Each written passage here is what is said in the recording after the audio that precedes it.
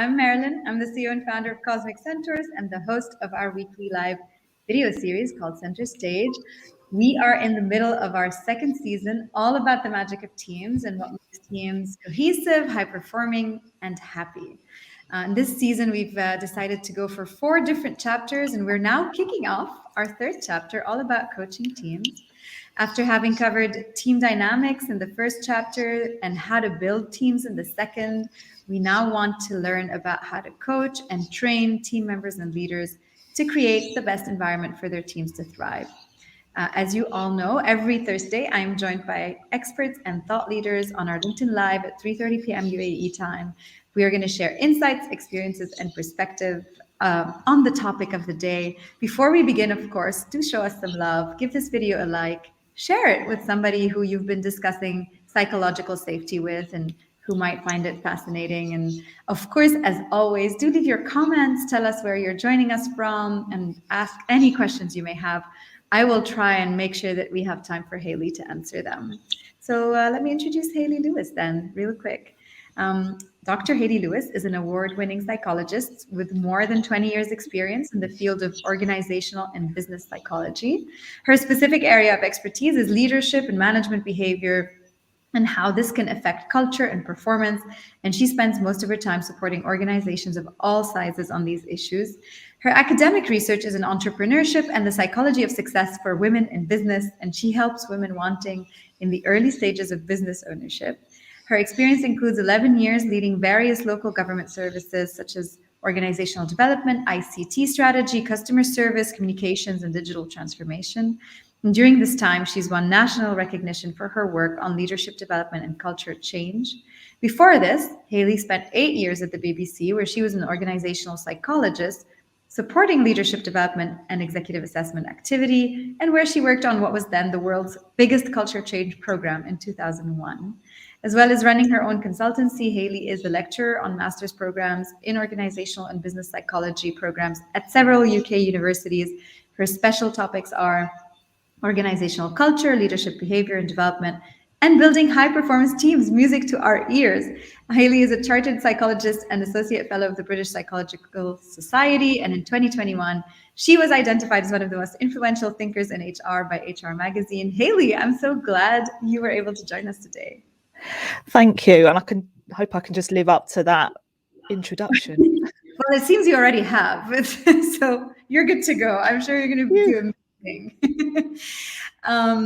I'm really happy actually to have you here with us today. Of course, I've been following you on LinkedIn for such a long time, and I love how you communicate and simplify things for everybody. And particularly, we're here today to discuss psychological safety in teams, which is a big topic for you and a very big topic for us because we spend a lot of time helping our clients think through what does that mean for them and how do they implement it. And of course, psychological safety was made popular by Google's Project Aristotle study from 2015 by Amy Edmondson. And I think it's, wonderful for people to go and have a look at the actual data from the study and the ensuing book and all of the concepts that came out of it. But if we want to kind of simplify it, essentially, unsurprisingly, when team members feel safe to express their thoughts and opinions and trust each other, and that they have each other's backs, they're able to get breakthrough ideas and, create high-performing teams. And of course, psychological safety becomes somewhat even more important in remote teams, where sometimes for lack of physical closeness, that can be translated into emotional distance if we don't take kind of explicit and intentional measures to build connection. A lot of studies, of course, show how necessary psychological safety is. But today, rather than talk about the concept, we want to talk about the how. How do we create psychological safety in teams, and what are some of the steps that team leaders or team members can take to enable that? And so without further ado, Hayley, we're going to jump into our first question. Are you ready for us? I am. All right. We always start with a definition over here on this show. And so the first definition that I'll ask you to share with us in your own words is, what is psychological safety? So I think you've actually just given that definition. What I always say to the leaders and managers that I work with, essentially, it's feeling able to take a risk, try stuff out, even give feedback higher up the chain without fear of being penalised or experiencing a backlash as a result. of kind of taking that risk. And so as a coach, how do you work with your teams and your leaders to establish psychological safety? So I work on a number of levels. So first and foremost, I do a lot of one-to-one work. So through executive coaching with people, everyone from kind of middle managers all the way up to kind of board level. So that kind of deep work, that internal work, and I'm going to touch on that later on, to heighten self-awareness and help leaders become comfortable in their own skin. Because until you're comfortable with who you are and how you show up, that's going to have an impact on how much you share with your team and what you role model as well. I also run workshops for groups of managers and leaders, helping them pick apart the different elements of high performance teams, including psychological safety, so teaching them tools and techniques. And then the third and foremost, I do lots of kind of team building, team development, team coaching work with teams wanting to either resolve conflict or maybe it's a new team starting from scratch and they want to take that opportunity to kind of get things right in terms of how they work together, or it could be a pre-existing team and they just want to go to the next level. So yeah, so I work on kind of in three ways really to support teams and leaders. Brilliant. And how much on the particular topic of psychological safety, how much do you think the work is actually about each individual showing up in the right ways, and leaders being one of them, but like every other individual in the team as well, versus about establishing practices or rituals or shared behaviors? Well, team culture, is a complex thing. I always equate it to a Rubik's cube. So each team is different, and so the kind of the answer, the solution, if you like, will look slightly different for each team. And one of the things I always encourage teams to do, and in particular leaders, or if I'm working with a team, is to find out what it's like to be part of that team from each individual's perspective, including the part they play in helping or hindering kind of what's going on. So to kind of answer your question, everybody plays a part. Some people are more aware of that than perhaps others. And one of the things that I talk to managers and leaders about is the importance of paying attention to the stuff that can become habit. And so we can become complacent about it. And in some instances, those norms, those unwritten rules, those habits can be helpful. And in some instances, they can become a hindrance. But if we're not paying attention and we're not encouraging our team members to pay attention, they can easily slip us up. Yeah, it definitely always is the case, of course, because of just their place in a team, that team leaders have to role model a lot of this and maybe have to be the first, to express it. Mark Mortensen in our Future of Teams conference said that psychological safety has to start from the top, when leaders know how to express vulnerability and therefore show the rest of the team that it's okay to express those things. Of course, that kind of always is difficult in a view of leadership that has to, be always right, express strength, some kind of associated behaviors that we think, oh, if you're a leader, you're like that. And then suddenly vulnerability is thrown into the mix and you're like, wait, my whole life I've been told that I should be strong and like certain and make decisions. And now you're asking me to be vulnerable. And so how do you work with leaders to help them acquire this behavior? So that's a really interesting thing. Is I think one of the things that can get in the way for many of us when we hear this word vulnerability is I think many of us make the assumption that it's about bearing your soul, and kind of sharing the darkest, deepest secrets from all the way back to your childhood. And sure, there's if you want to do that, feel free. But actually, vulnerability as a leader can be as simple as asking for advice. That is a vulnerable act. Being curious and saying, I'm really interested in what you think about the situation that we're experiencing, or do you have an idea that for a leader, particularly in a hierarchical organization, that is a form of vulnerability. There's also something around thinking about which bits of your history you are comfortable sharing. And I'll give you my own example. I'm going to role model some vulnerability now. It's something that I've talked about before. So I work with a lot of early stage occupational psychologists, and I work with a lot of students. And for many of them, particularly students, they can feel like they're failing, they're struggling with their masters, they're struggling with their progress. One of my core values is about giving people hope and help. And so one of the stories that I share, which makes me very vulnerable actually, is the fact that I failed my master's dissertation the first time. I'm really acutely aware of why that happened. You know, it was a long time ago. It was 20 years ago. I was in my early 20s. I was too busy partying. I met my now husband. I wanted to spend time with him rather than focus on my studies, and I just didn't put the effort in.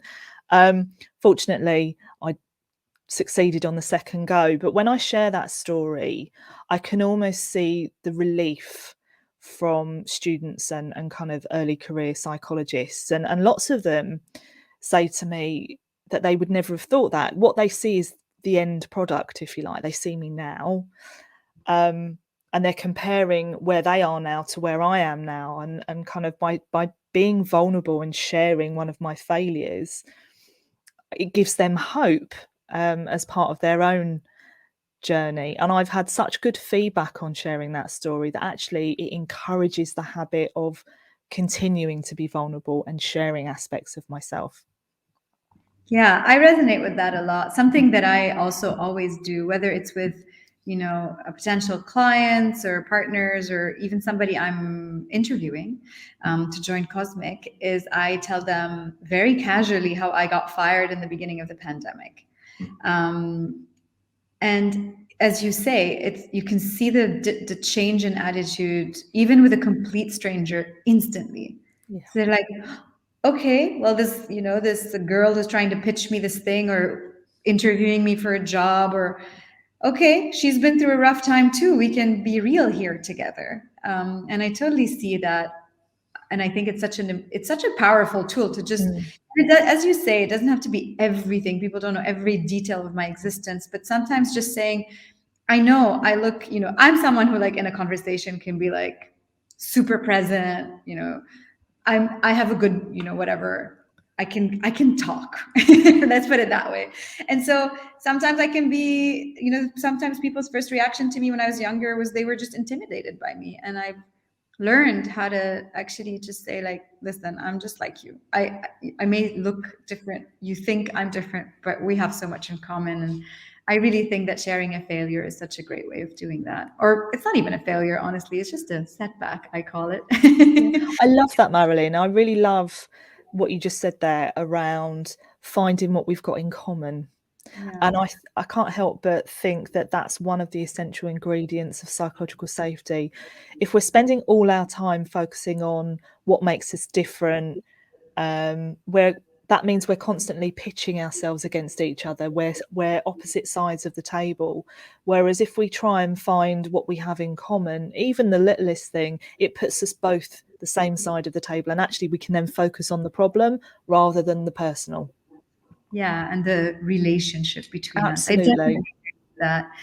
And here's a question I always like discuss with my team, and is always on my mind. I think, of course, in different kind of where hierarchy is strongly expressed, different organizations are different. I'm still the leader and the boss. Like I fully comprehend that. I totally know that I cannot be one of the gang all the time. But also, I sometimes feel like people forget that leaders also need psychological safety from everybody they work with. Like, Yeah. it's not like we have some invincible shell around us. How do you go about telling teams how to create psychological safety for their leader, not just the other way around? Yeah. So one of the tools that I share with leaders that I work with, and it's free to download on my website, is what I call the support challenge framework. Because one of the most common shortcuts I see very busy leaders, very busy team managers make is to manage others in the way that they themselves want to be managed. But everybody's different, right? And so this framework helps you facilitate a conversation with others around you, whether it's your team, you with your own boss, your peers. You can do it with whoever. At a minimum level, you should do it with your team, one-on-one. And actually, that's a two-way discussion. So the aim is to understand for the person in front of you, what's the best way you can support them? What works for them? And then a really fundamental bit is what's the best way to challenge them, maybe challenge their behavior or give them critique some work they've done in a way that doesn't mean they become defensive, and understanding from the other person the best way to do that. But that needs to be a two-way discussion. And I say to the leaders I work with, it's also for the other person, your direct report or your line manager, to understand how you need to be supported by them and what are the rules of the game for them challenging you. So and I always, it's always remarkable to me, if I could see light bulbs kind of ping over people's heads, that's the moment when I teach them that framework and then they practice it with others. And you can facilitate that on a team level as well. But yeah, I know lots of my coaching clients have used it upwards. They've used it with their own manager as well. Oh, brilliant. We have 3 questions from the audience already that I want to ask. Gosh. Are you ready? There's one that's really interesting, actually, from Sripani Krishna. And the way he frames it is, we all kind of are always talking about the positive effect of psychological safety. He has a couple of questions to challenge us here. That's why I love them. So the first question is, does the fact that you want to kind of establish psychological safety in your team means you can't ask for visibility into their work, or you can't be like too focused on task management as well? Does it mean you can't do both at the same time? Like, how do you both create psychological safety but still manage performance? Because it's not right. Psychological safety isn't just about being nice to everybody. Absolutely spot. I mean, you've answered the question, Marilyn. That's absolutely spot on. There's still this and it's a great question, by the way. There's still this misunderstanding that psychological safety is about soft, fluffy, let's all hug each other and sing around a campfire with a guitar. That's not what it's about at all. It's about not avoiding tough conversations, but doing that in a respectful, compassionate way. Not jumping to conclusions, not jumping to prejudgment about a situation or why someone's done something in a certain way. It's about having that kind of curiosity. But no, certainly it's not about avoiding tough conversations. And kind of what's also being touched on there is what we call the situational leadership style or contingent leadership, where you're adapting your style of leadership according to what the other person needs. So it might mean that you take on a more directive style, or it might mean you take on a more supportive kind of listening style. And it is, as I say, it's about paying attention to what's needed rather than having a one size fits all. Yeah, and speaking about psychological safety, not being about avoiding difficult conversations, the second question from the audience from Karim is, how do you see psychologically safe teams go around resolving conflict versus those that don't have psychological safety? Great question. Yeah, another great question. So one of the main things that I see, so where teams have strong levels of high levels of psychological safety, they navigate conflict in a way where it's not personal attacks. It's about, let's focus on the problem. So it becomes about task conflict rather than character assassinations of people.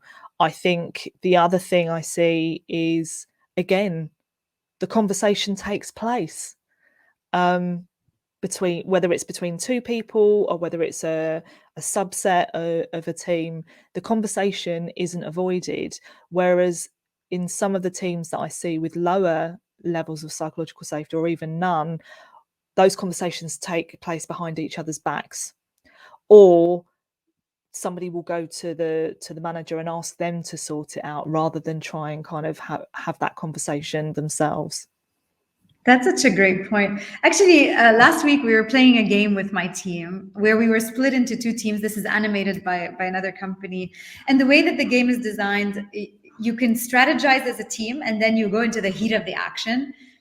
And you can make decisions that, like, if two team members don't follow the strategy that everyone agreed upon, they're going to lose points, right? And it's just designed to create that conflict afterwards because you do it in 3 rounds and you kind of iterate.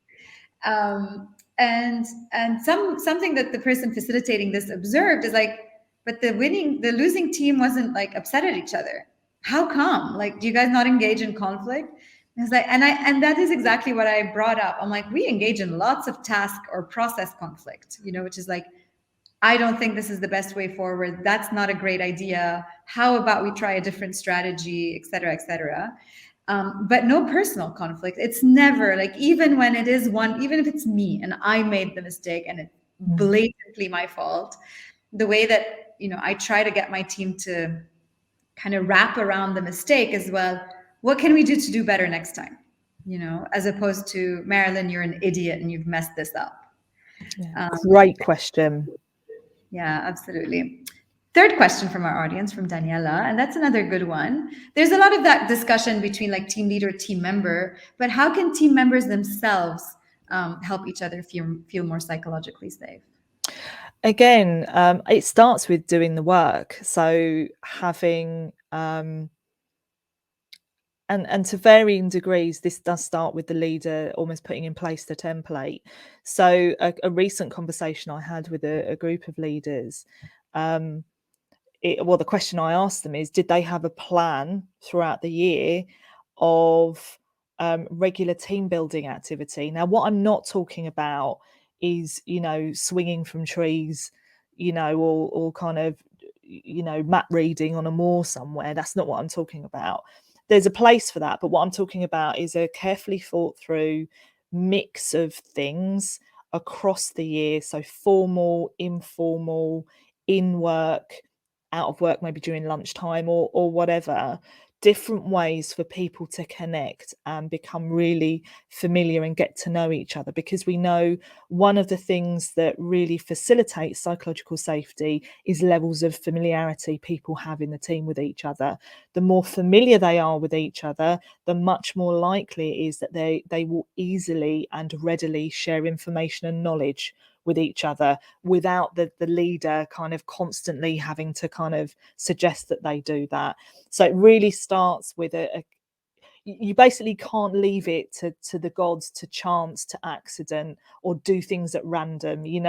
Having like a half or 1 day team event once a year, and then wondering why there aren't high levels of familiarity, good psychological safety, is it any wonder? So really thinking that stuff through carefully and mapping that stuff out throughout the year is really crucial. And so for example, in our team, we have something that we call team time. It's scheduled every 4 weeks. And we kind of vary it. We don't know. Every time we come up with something different. And sometimes we do these kind of fun games that, we get someone else to facilitate for us.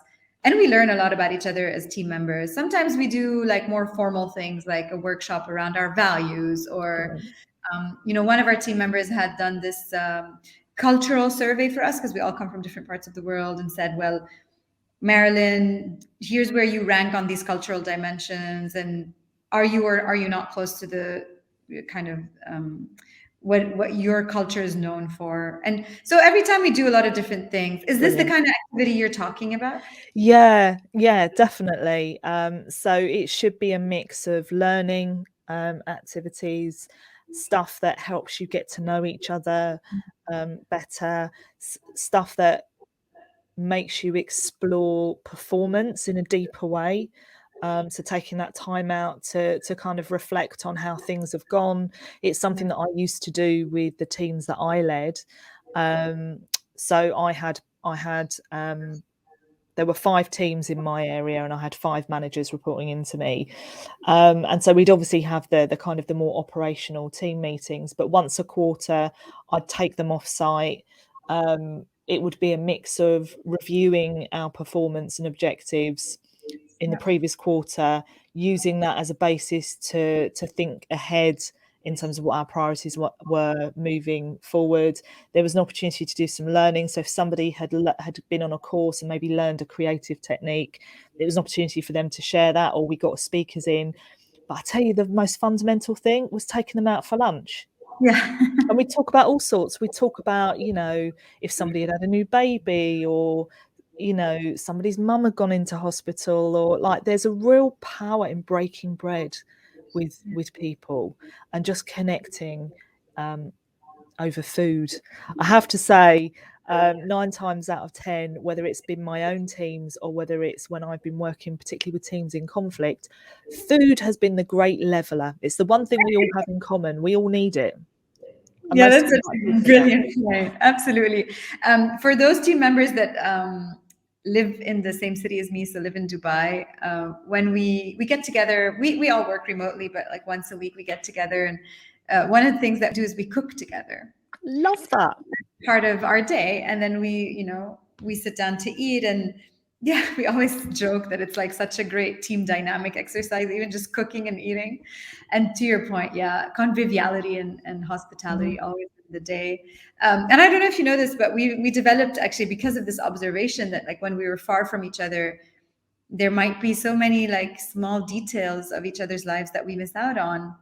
We developed this prompt card conversation for teams. So it's a conversation starter. It's a 52, well, it's 104 questions, 52 cards. And it can go from anything from like, details about your childhood, or what your favorite cartoon was growing up, all the way to more kind of performance and team focused questions to help you maybe lead a retrospective or a feedback session. And I'm a firm believer that, and I mean, there's a lot of kind of psychological, anthropological data for that, but to show that like as soon as you start to know someone, all of the distance, the judgment, the walls that exist between the two of you just disappear. Like we're programmed to care about the people we know something about, and it works magically. And we have a question. What, two questions? Let me take you through them. One that I think is really also interesting, staying on that note of like finding things out about each other that don't just have to do with work. Someone's asking, Anwar's asking, how can leaders manage psychological safety for members that are facing issues outside of the work environment? How do you deal with that as a leader and maybe as a team? How do you usually approach that? Yeah, so again, this is where something like the support challenge framework can come in. And the thing that I advise leaders who use it is it shouldn't be a one-off discussion.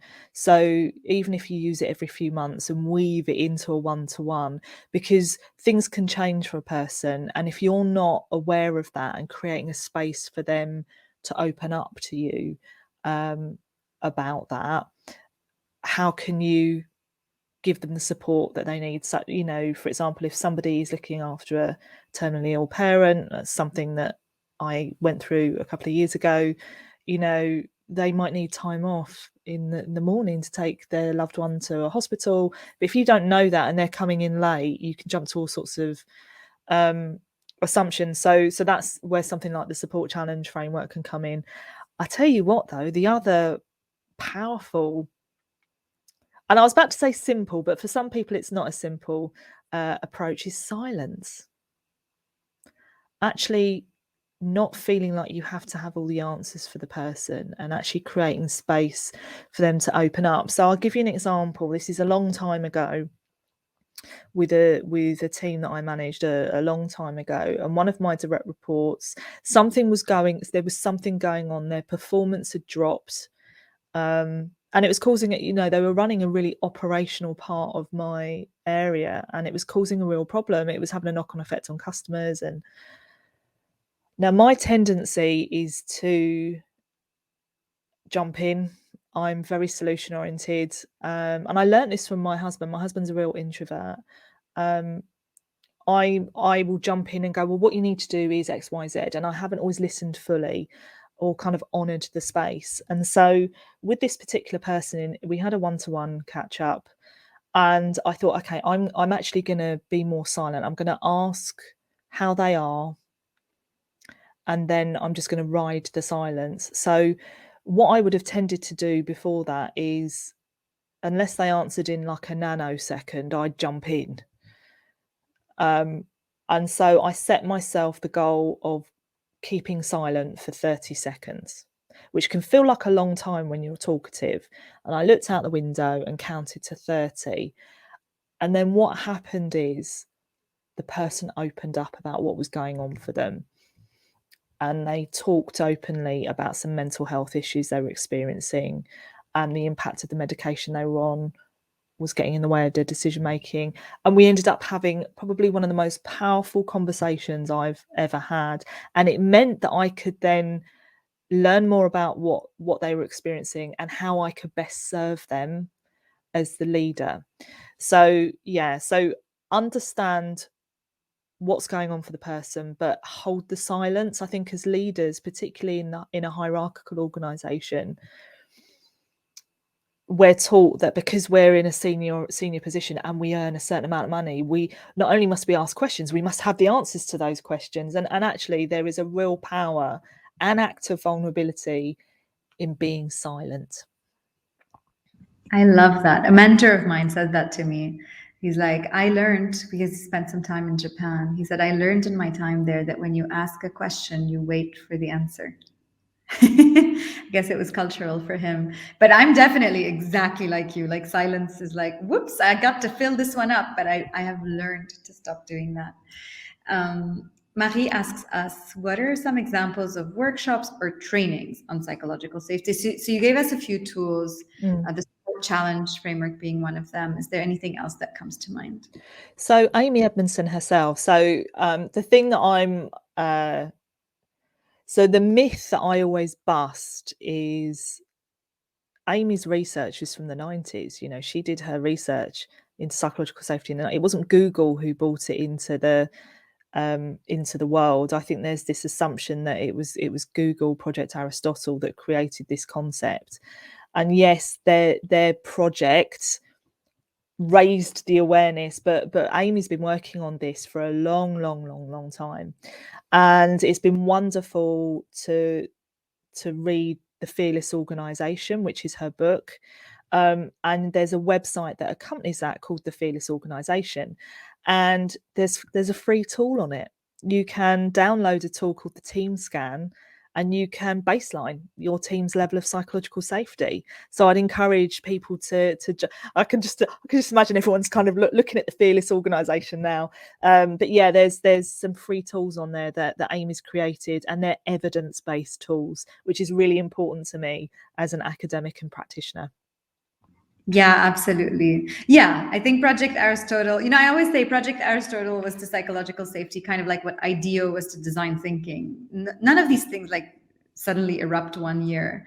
I think it's always decades, if not in the case of design thinking, a whole century of rethinking the way we do things. And then it just helps sometimes to have the amplification of Absolutely. I think that's the benefit of the Google. And I talk about the Google research. I share the blog post that Julia Rozovsky wrote. I share that with some of my clients. I think you're absolutely right. I think Google talked about it in normal language, human language. I think as academic, it's one of the reasons I do my sketch notes, for example.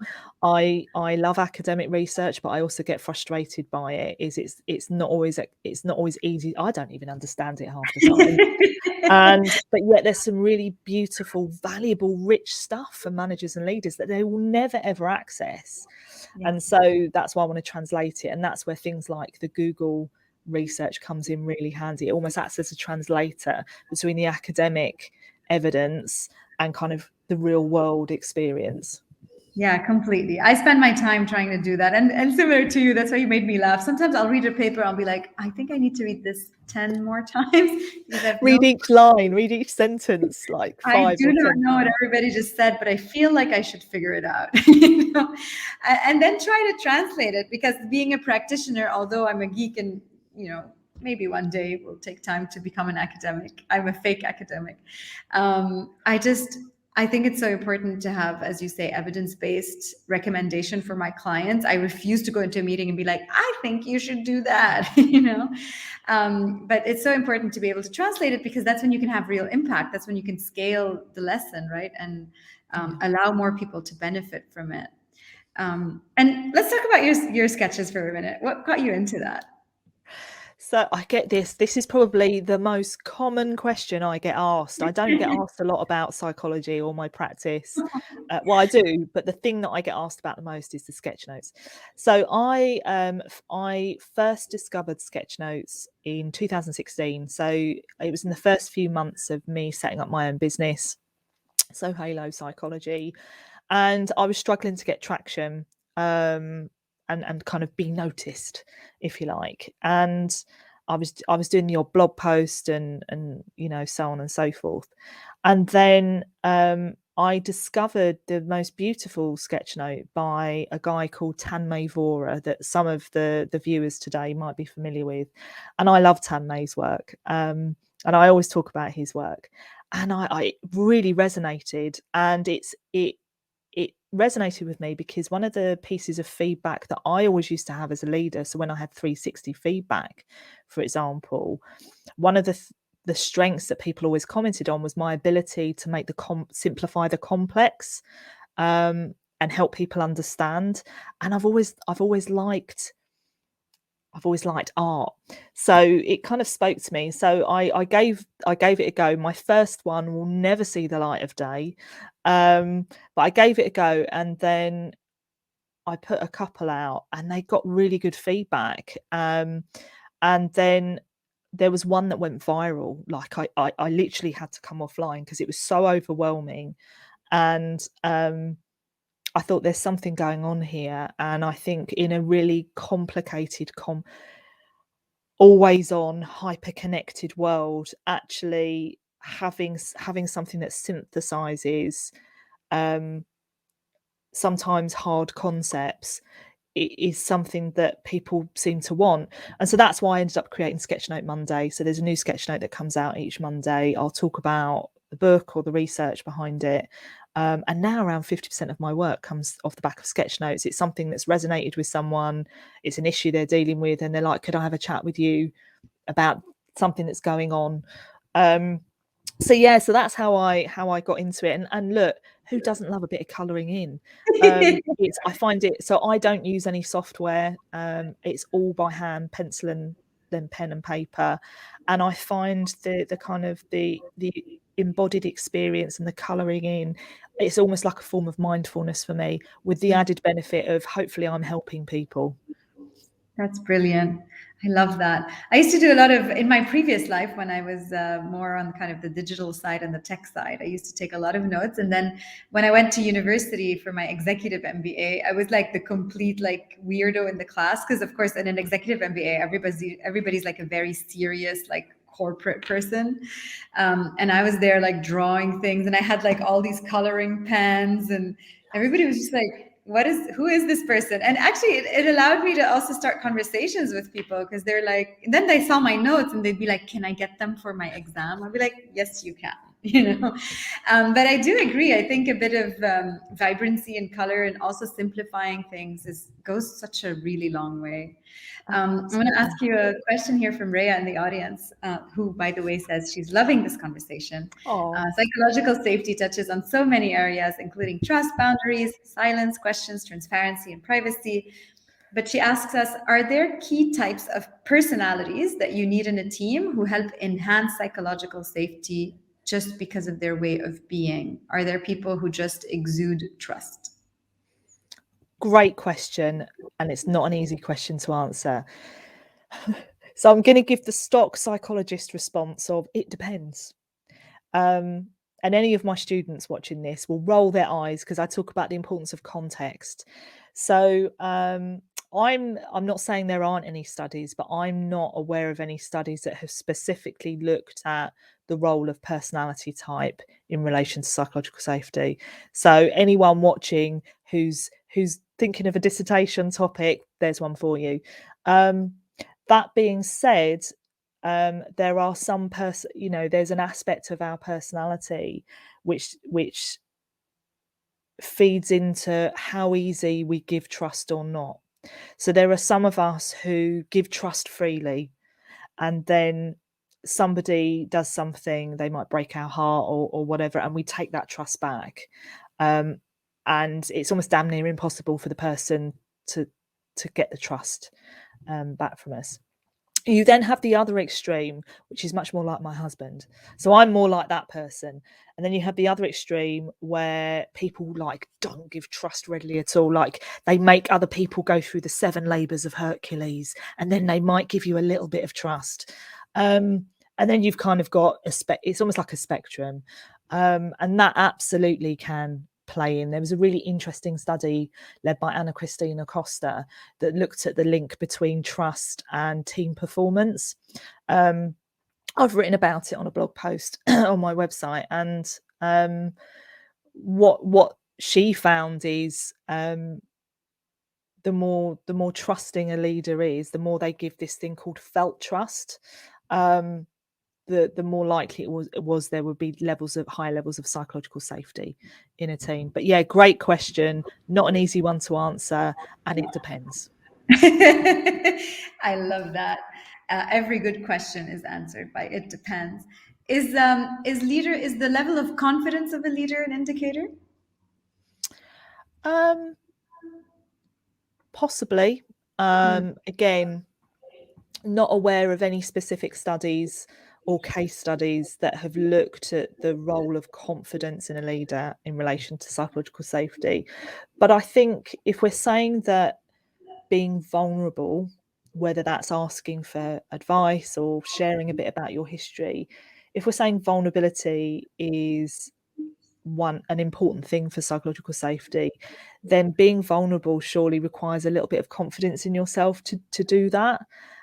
For example, the example that I gave where I failed my master's dissertation the first time, it's because I'm confident in my skills now as an academic and practitioner. I've done a lot of the inner work, the deep work on my self-awareness, on who I am, on what values matter to me, and that's given me confidence to own my story, the good, the bad, and the ugly. So I think confidence can play a bit in it.